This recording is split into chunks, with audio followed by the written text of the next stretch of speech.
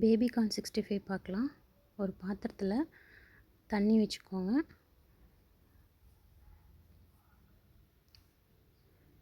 அது நல்லா கொதித்ததும், ஒரு கொதி வந்ததும் பேபிகார்ன் அதில் போட்டுருங்க. போட்டு ஒரு கொதி வந்ததுக்கப்புறம் கொஞ்சோண்டு மஞ்சத்தூள் அதில் போடுங்க. கொஞ்சம் சால்ட்டு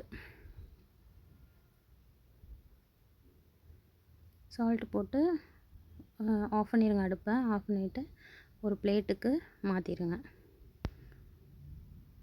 கொஞ்சம் அதை ஆறட்டும். ஆறினதுக்கப்புறம் மைதா மாவு 2 ஸ்பூன் போட்டுக்கோங்க.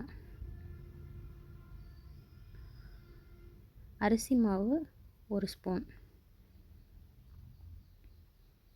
அப்புறம் கார்ன்ஃப்ளவர் அது 1 ஸ்பூன்.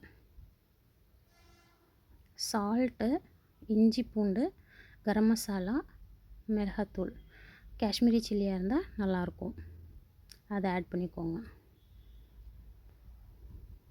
கொஞ்சம் தண்ணி ஊற்றி அதை நல்லா மிக்ஸ் பண்ணிக்கோங்க.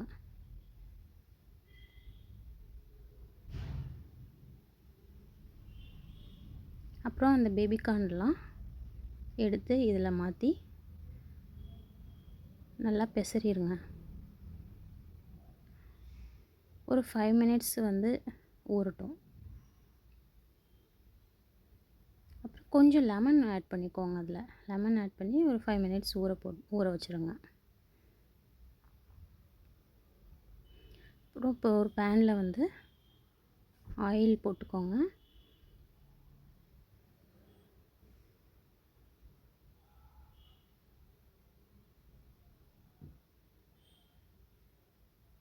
ஆயில் போட்டு நல்லா ஹீட் ஆகட்டும்.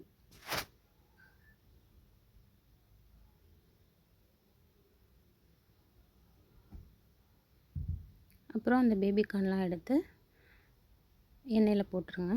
நல்லா ஹீட் ஆகட்டும். ஹீட் ஆன அப்புறம் போடுங்க.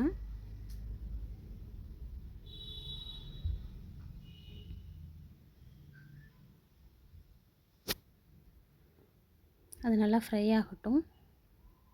ஃப்ரை ஆனதுக்கப்புறம் கொஞ்சம் திருப்பி போடுங்க.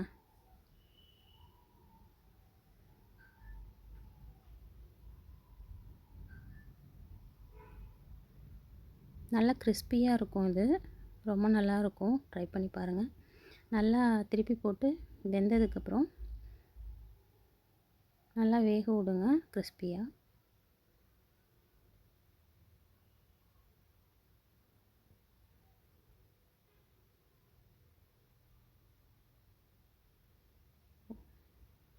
ஒரு பிளேட்டுக்கு இதை மாற்றிடுங்க.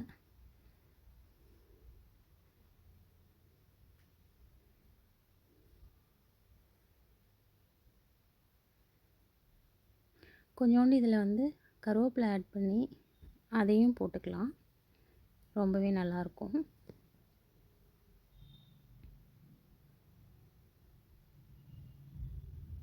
சுவையான பேபிகார்ன் 65 ரெடி. தேங்க்யூ.